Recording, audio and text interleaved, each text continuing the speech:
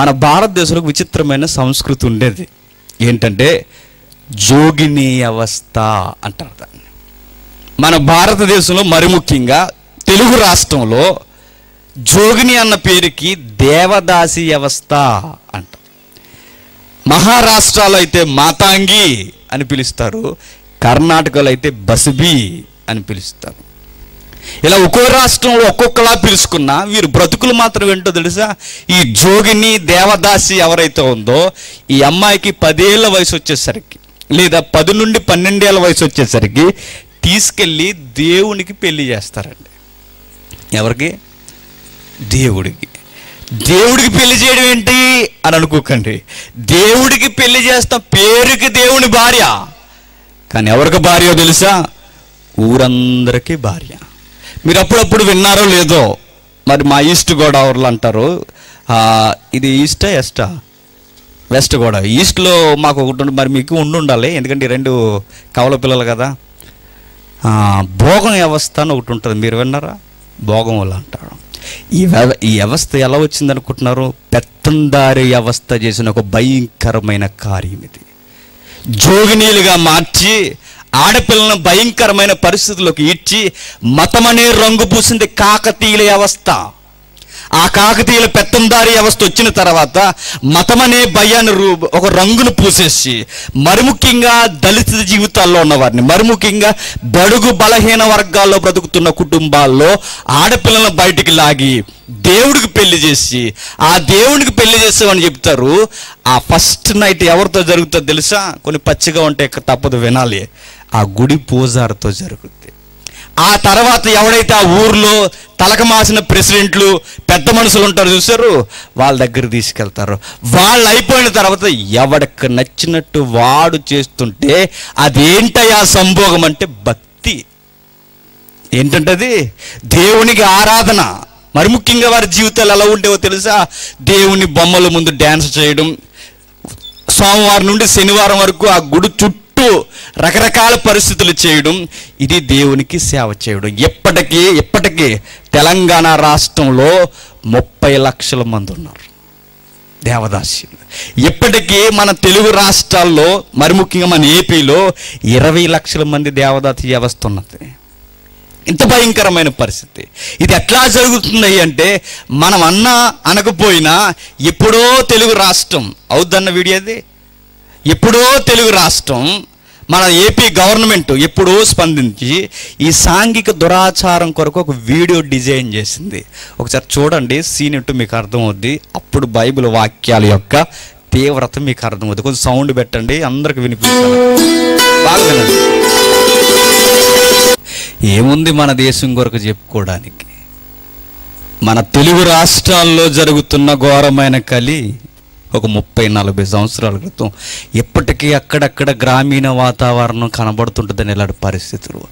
మీరు రాజమండ్రి అర్బన్ సిటీని ఆనుకొని కోరుకొండ అనే ఒక ఊరు ఉంటుంది, ఇప్పటికీ ఇలాంటి పచ్చి వాతావరణం మీకు కనబడుతుంది అక్కడ. నిజం. ఇవి ఎందుకు జరుగుతున్నాయంటే దేవుడు అంటే ఏంటో తెలియక, దేవుడు మనిషికి అర్థం కాకపోతే మన మూలం తెలియదు. మన మూలమేంటో మనకు తెలియకపోతే మృగాల కన్నా దారుణంగా వ్యవహరిస్తాం. అందుకే క్రైస్తవుడు బయటికి బయలుదేరాలి. మీ వెలుగును సమాజానికి, నా ఉద్దేశాన్ని తెలియచేయకపోతే సమాజం గొడ్డు పరిస్థితుల్లోనికి జారిపోదు. ఇదే సువార్త ప్రకటన. ఎందుకు క్రైస్తవుడు కదలాలి? గడపల దాటి ఎందుకు అడుగులు బయటకు పెట్టాలి? ఇంకా జరుగుతున్నాయి ఇట్టివి. ఆ డాక్యుమెంటరీ మీరు చూస్తున్నప్పుడు మన తెలుగు గవర్నమెంట్, మన తెలుగు రాష్ట్రానికి సంబంధించిన ప్రభుత్వం స్పందించి ఎప్పుడో చేసింది. ఇది దూరదర్శన కాలంలో ఒక జీవో చేసింది, మీకు గుర్తుందో లేదో. 2009 డిసెంబర్ 30 వరకు వారికి పుట్టిన పిల్లలు చదువుకునే అవకాశం లేదండి. ఎవరికి పుట్టిన పిల్లలు? జోగినీలకు పుట్టిన పిల్లలు. ఎందుకు చదువుకోవడానికి అవకాశం లేదంటే ఆ పాపకి లేదా ఆ బిడ్డకి తండ్రి ఎవడో తెలియదు. తండ్రి పేరు లేనిదే స్కూల్లో ఎవడో జాయిన్ చేసుకుంటాడు? లేదు. వాళ్ళు చదువుకోవడానికి వెళితే మీ నాన్న ఎవర్రా అని అడుగుతారు పక్క బెంచోడు. ఏమని చెప్తారు? మీ అయ్య పేరు ఏంటంటే ఏం రాస్తారు? ఇలా ఉక్కిరి బిక్కిరి అనేక మంది పిల్లలు చచ్చిపోయారండి 4 గోళ్ల మధ్య. అప్పుడు కొళ్ళు తెరుచుకుంది. ఇప్పుడు 2009.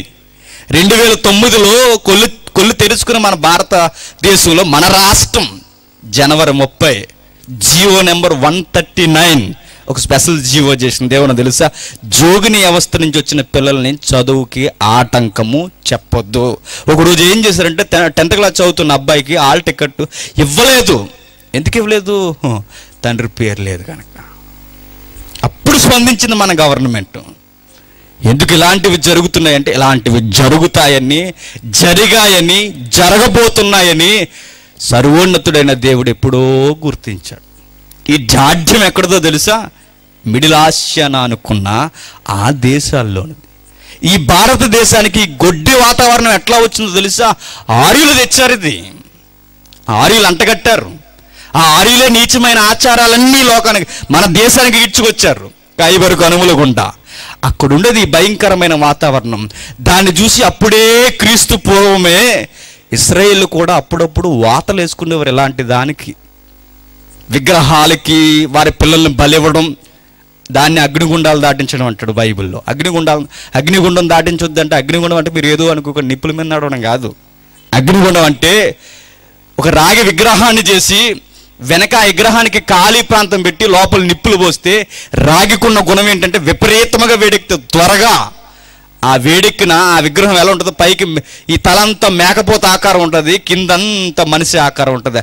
ఈ పొజిషన్లో కూర్చుని ఉంటుంది సింహాసనం మీద ఆ దేవత. బయలు అన్న ఒక శబ్దం కూడా ఉంటుంది. బయలు అంటే దేవుడి పేరు కాదు, బయలు అంటే ప్రభువు, అంటే సార్వత్రికమైన పదం అన్నమాట. ప్రతి దానికి పెట్టుకుంటారు అది. అలా పెట్టుకుని వాడు ఎలా కూర్చుని ఉంటే ఆ విగ్రహం వేడిగా వేడెక్కిన విగ్రహాల చేతుల మీద ఈ పసిపిల్లలను తీసుకెళ్ళి పెట్టేసేవారు. అంతే, ఆ విపరీతమైన వేడికి, ఆ ఉష్ణోగ్రతకి పిల్లలు బూడిదలా రాలిపోయేవారు. ఇది వ్యవస్థ. ఇలాంటివన్నీ చూసి వాతలు వేసుకుంటున్నారు ఎవరు? ఇశ్రాయేలీయులు. జోగిని వ్యవస్థను కూడా దిగుమతి చేస్తున్నారు. మీరు బైబిల్ చదువుతున్నప్పుడు మీకు ఒక పదం కనబడుతుంది, పురుషగాములను లోకములో మీ మధ్య ఉండనివ్వద్దు అని. పురుషగాములు అంటే ఏదో చెబుతుంది బైబిల్, దాన్ని ఎప్పుడో ఖండించుకుంటూ వస్తుంది బైబిల్. దాని గురించి ఎప్పుడో క్రైస్తవులకు అర్థమైంది, ఇది దేవుని ఎదుట దేవుని పిల్లల్లో జరగకూడని ఘోరమైన కార్యమని ఎప్పుడో గుర్తించారు. అందుకే దేవుడు చరిత్రలో అనేక మార్లు ఎట్లా ఖండించాడో ఒకసారి చూడండి. ఓషియా గ్రంథం 4వ అధ్యాయం 1వ వచనం. ఓషియా గ్రంథం 4వ అధ్యాయం 1వ వచనం. 4వ అధ్యాయం దానియేలు గ్రంథం పక్కన ఉంటుంది. తెగ తిరగేస్తున్నారు, బైబిల్ అంత బాగా చదువుతారు అనమాట. ఇశ్రాయేలీయులారా, యెహోవా మాట ఆలకించుడి, సత్యమును కనికరమును దేవుని గూర్చిన జ్ఞానమును దేశమందు లేకపోవడం చూసి యెహోవా దేశ నివాసులతో వ్యాజ్యమాడుచున్నాడు. ఏ దేశంతో దేవుడు ఫైట్ చేస్తానంటున్నాడు తెలుసా? దేవుని జ్ఞానం ఎక్కడైతే కరువైపోతుందో ఆ దేశాల మీదకి నా ప్రతిదండన, నేను రౌద్రంతో దిగిపోతానంటున్నాడు. ఆయన రౌద్రం మన దేశాల మీద పడకూడదని క్రైస్తవులు ప్రేమించి సువార్త ప్రకటన చేస్తారు. ఎందుకు? ఒకవేళ ఆయన గురించి తెలియకపోతే, ఆయన యొక్క వెలుగు లోకానికి తెలియకపోతే ఏమవుద్ది అంటే, దేవుడే చెబుతున్నాడు కింద వచ్చిన 2వ వచనంలో, అబద్ధ సాక్ష్యము పలుకుటయు, అబద్ధమాడుటయు, అత్యసేయుటయు, దొంగిలించుటయు, వ్యభిచరించుటయు, వాడుకాయను జనులు కన్నము వేసెదరు, మానక నరహత్య చేసెదరు. దైవజ్ఞానం ఎప్పుడైతే లోకానికి అందలేదో, సువార్త ఎప్పుడైతే సమాజానికి తెలియలేదు, జరిగేవేంటో తెలుసా? నరహత్యలు, వ్యభిచారం, అబద్ధ సాక్ష్యాలు. అసలు లాండ్ ఆర్డర్ అన్న దానికి డెఫినేషన్ లేకుండా పోతుంది. అందుకే సొలొమోను గారు అంటారు, ఏమన్నా తెలుసా? దేవోక్తి లేని యెడల జనులు కట్టులేక తిరుగుదురు. సమాజానికి అంతకు అవసరం సువార్త. ఎందుకు సువార్త అవసరం? మనిషికి అర్థమవుద్ది, నేనేంటో అర్థమవుద్ది, నా చుట్టూ ఉన్నవారేంటో నాకు అర్థమవుద్ది, నేను మనిషిని మనిషిగా ఎలా చూడాలో నాకు అర్థమవుద్ది. ఇవేమీ నాకు అర్థం కావట్లేదంటే ఏకదేవుడు ఎవరో తెలియకపోవడమే. ఆ నిజదేవుడు తెలియకపోతే ఏమవుద్దో ఇదే అధ్యాయం 12వ వచనంలో ఏం జరుగుతుందో చూడండి. 12వ వచనం నుండి, నా జనులు అనగా ఇశ్రాయేలీయులు తాము పెట్టుకొనిన కర్ర యొద్ద విచారణ చేదురు, తమ చేతికర్ర వారికి సంగతి తెలియచేయను. వ్యంగ్యముగా మాట్లాడుతున్నాడు చూడండి దేవుడు. రే, మీ చేతికర్రకి మీరు దండం పెడితే అది మీకు తెలియజేస్తుందా అంటున్నాడు చూడండి.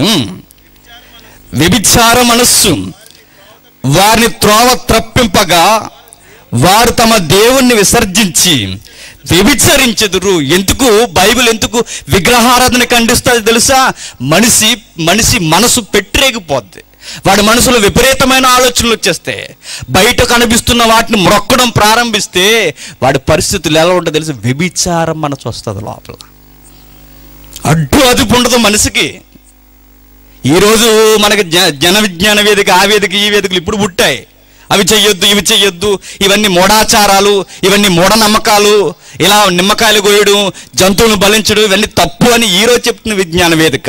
ఎప్పుడో క్రీస్తు పూర్వం బైబిల్ దేవుడు ఎంత అవేర్నెస్ తీసుకొస్తున్నాడు చూడండి మనుషులకి. కనీసం సెన్స్ ఉందా మీకు అని అడుగుతున్నాడు దేవుడు. పనిచేస్తుందా మీ ఆలోచన?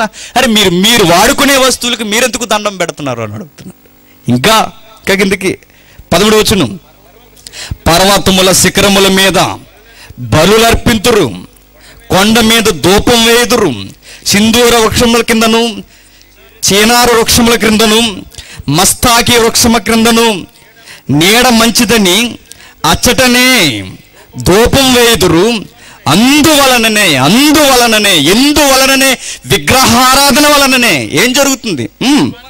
మీ కుమార్తెలు వేశ్యలైరి, మీ కోడండ్లు వ్యభిచారులైరి, జనులు తామే వ్యభిచారులను కూడుదురు, తామే వేసులతో సాంగత్యం చేయొచ్చు బలులర్పింతురు. గనుక మీ కుమార్తెలు వేసులగుటన బట్టి నేను వారిని శిక్షింపను, మీ కోడండ్లు వ్యభిచరించిన బట్టి నేను వారిని శిక్షింపను. ఎందుకంటే నేనేమీ చేయకుండానే తమ్మును తాము నిర్మూలన చేసుకుంటారు. నా వరకు అవసరం లేదు. ఎందుకు మీ ఆలోచన సరళ తప్పిపోతుందో తెలుసా? నేను తెలియకపోవడం అంటున్నాడు దేవుడు. నేను నేర్పించే ధర్మం మీకు తెలియకపోవడం. ధర్మశాస్త్రం అని 10 ఆజ్ఞలు ఇచ్చాడండి దేవుడు. ఆ 10 ఆజ్ఞల్లో ఒక ఆజ్ఞ ఏంటో తెలుసా? వ్యభిచరించొద్దు అన్నాడు. వ్యభిచారం అనే వ్యవస్థకే దేవుడు ప్రారంభంలోనే ఫుల్ స్టాప్ పెట్టాడు. 10 ఆజ్ఞలలో ఇది ఉండకూడదు, ఇది దురాచారం, అనాగరిక వ్యవస్థ, ఇవి జరగడానికి వీలు లేదని 10 ఆజ్ఞల్లో ఒక ఆజ్ఞ వ్యభిచరించకూడదు. జరుగుతుందో తెలుసా? మీరు ఎందుకింత భయంకరమైన పరిస్థితుల్లోకి జారిపోతున్నారో దేశమా, దేశ ప్రజలారా అని దేవుడు అంటున్నాడు. మీకు నిజ దేవుడు తెలియకపోవడమే అని. మరొక వచనం ఏమంటున్నాడు చూడండి. యెషయా గ్రంథంలో ఎలాంటి కల్చర్ ఉందో చెప్తున్నాడు చూడండి. 23వ అధ్యాయం 15-16 వచనాలు. యెషయా గ్రంథం 23వ అధ్యాయం 15-16 వచనాలు.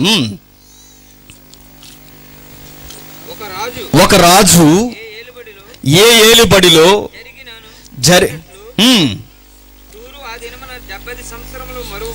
తూరు ఆ దినమున 70 సంవత్సరములు మరవబడును. తూరు ఆ దేశంలో, మరల చదవండి అన్న, 23వ అధ్యాయం 15వ వచనం.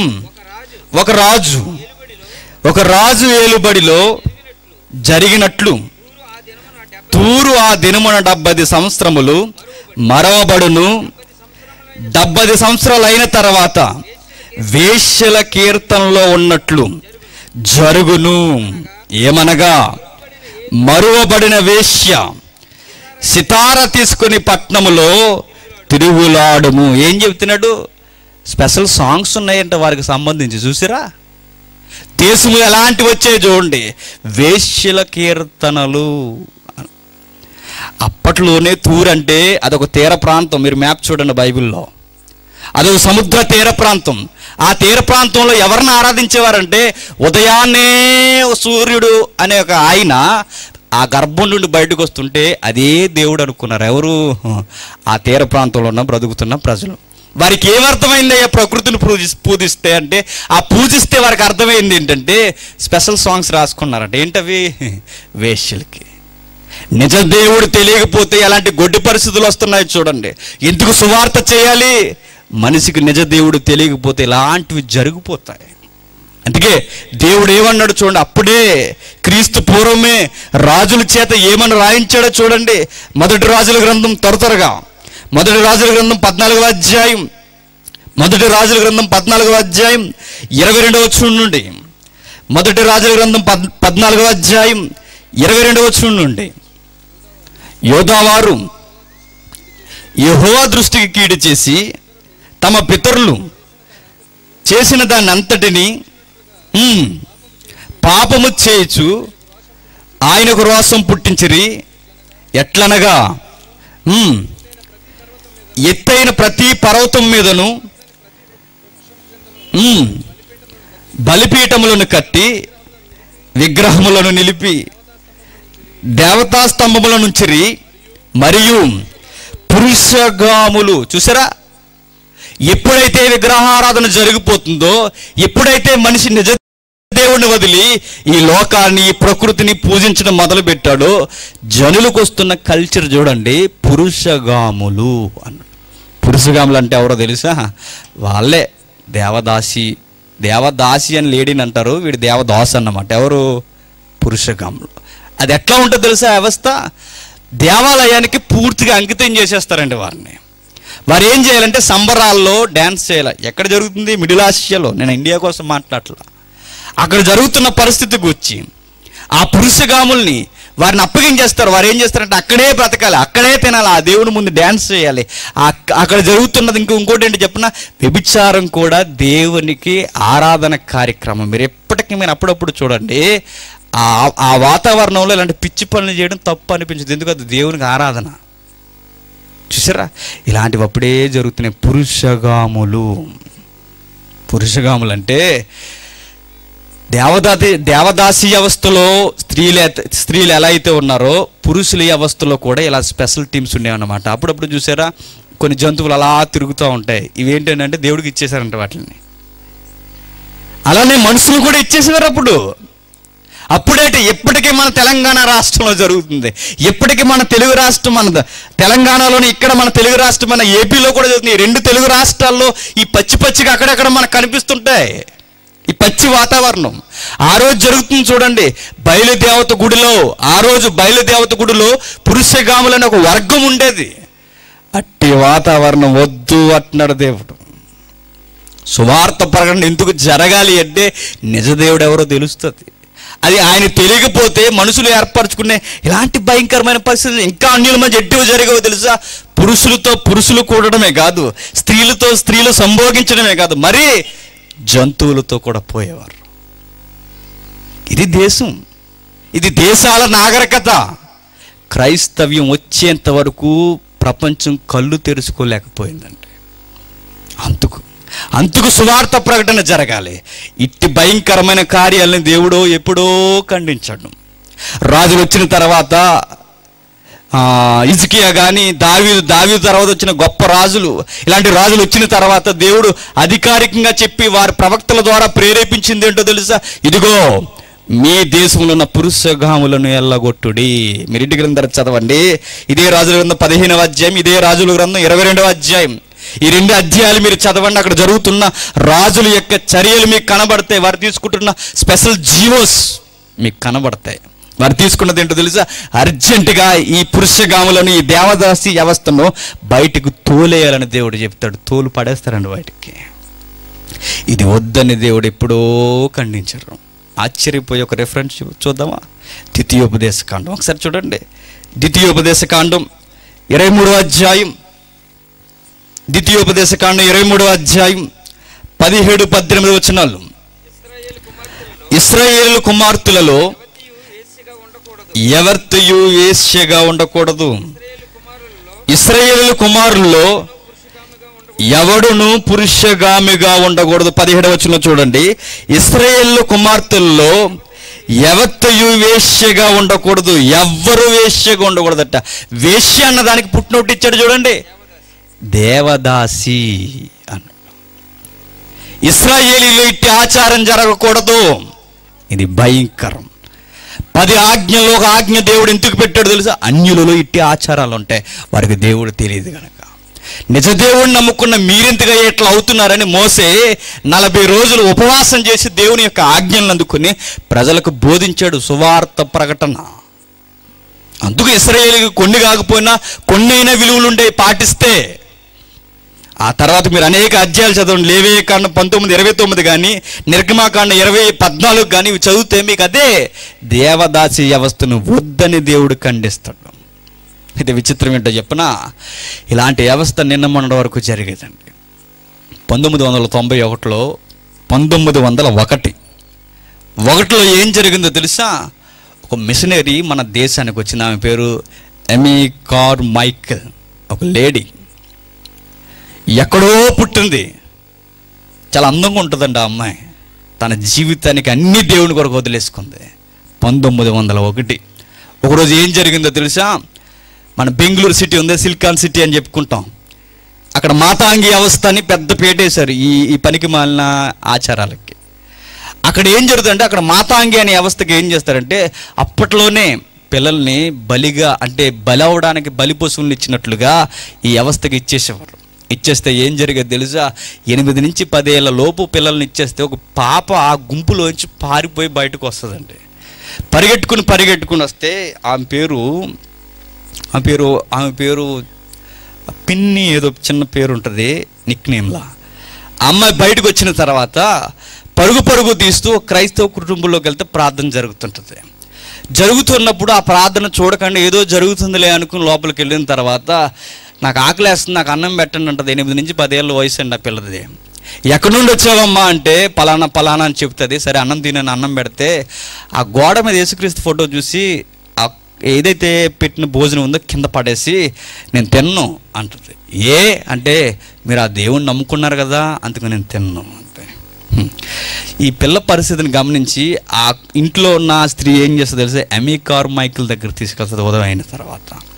ఆ తర్వాత ఏమైందమ్మా, నీకు ఏమైంది తల్లి, నువ్వు ఎక్కడి నుండి వచ్చావు ఏంటి అని పలకరించి గుండెలు కత్తుకుని ఆ పాపతో ప్రేమగా మాట్లాడుతుంటే, అప్పుడు ఆ పాప నోటొచ్చిన మాట ఏంటో తెలుసా? మా అమ్మాయి నన్ను ఇంత బాగా చూసుకోలేదు, మా అమ్మాయి నన్ను ఆదరించలేదు, నేను వెళ్ళను అన్న నన్ను ఈ వ్యవస్థలో గెంటేసిందే, మా అమ్మ కన్నా ఎక్కువ నన్ను ప్రేమిస్తున్నా, ఈ అమ్మ ఎవరు అని అడిగింది. అప్పుడు అంటారు, ఈ అమ్మ అదిగో నువ్వు చూసేవే గోడ మీద ఫోటో, ఆయన కూతురు అని చెప్పారు.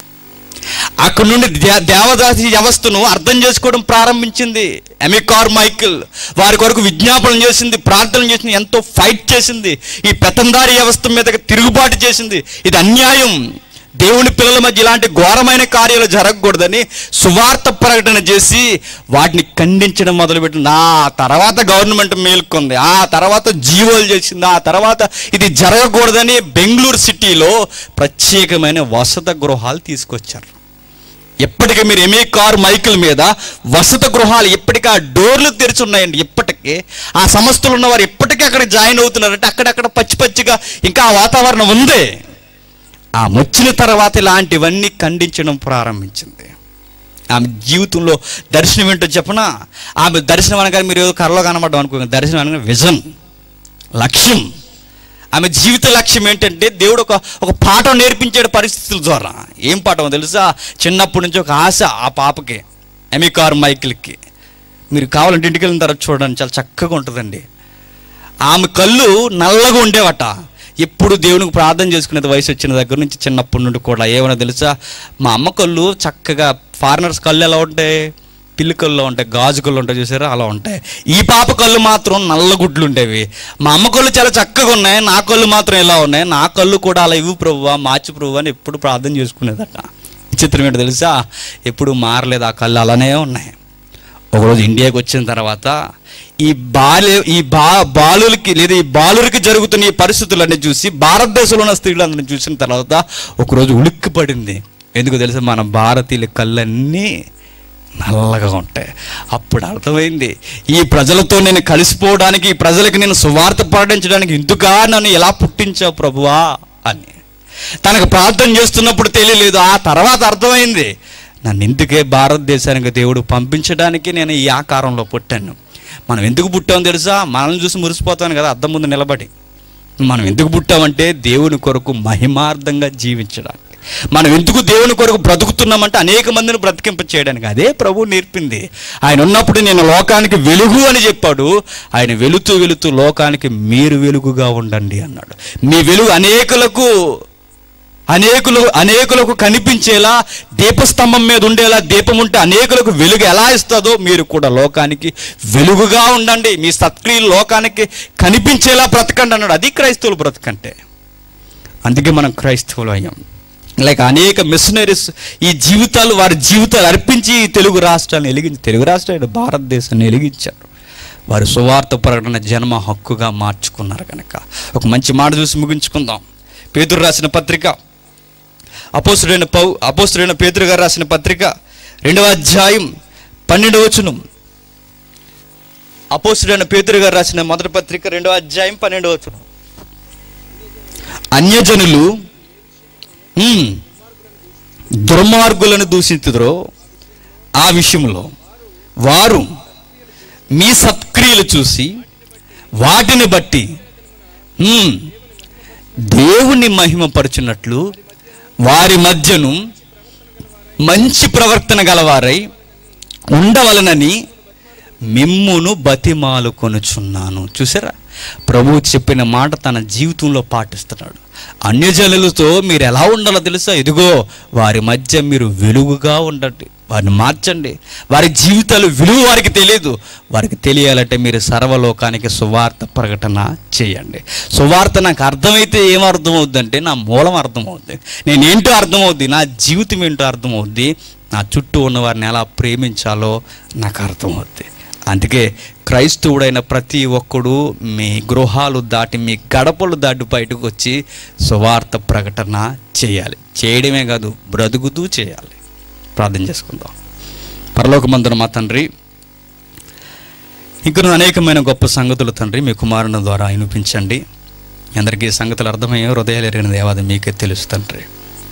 అవును తండ్రి, క్రైస్తవులుగా తండ్రి ఈ లోకాన్ని వెలిగించవలసిన బాధ్యత తండ్రి మా భుజాల మీద మీరు పెట్టారు తండ్రి. అది మేము గుర్తించక మా జీవితాలను తండ్రి మసకబారే పరిస్థితుల్లోనికి మరింతగా మేము నడిపిస్తున్న విధానం తండ్రి, మీ పట్ల తండ్రి మీ ఉగ్రతను తండ్రి మేము భరించలేని ఘోరమైన కార్యము తండ్రి.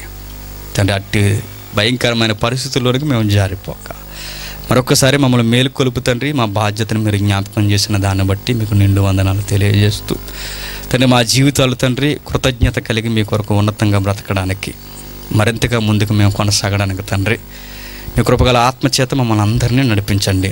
తర్వాత మాట్లాడడానికి సిద్ధమవుతున్న మీ కుమారు నోట ఇంకనూ బలమైన సంగతులు మాకు వినిపించండి. వింటున్న వారందరికీ తండ్రి ఈ కృపగల వాక్యమును తండ్రి వారి జీవితంలో నెరవేర్పుగా మారుస్తారని కోరుతూ, ఎవరైతే ఈ మాటలు విన్నారో, ఎవరైతే తండ్రి ఈ మాటల చేత పొడవబడ్డారో వారందరికీ మరింత మార్పుకు గురి చేయండి.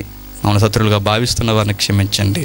వారిని ప్రేమించే మంచి మనసును మాకు అనుగ్రహిస్తారని కోరుతూ చిన్న ప్రార్థన క్రీస్తు నామమున సమర్పిస్తున్నాము తండ్రి. ఆమేన్.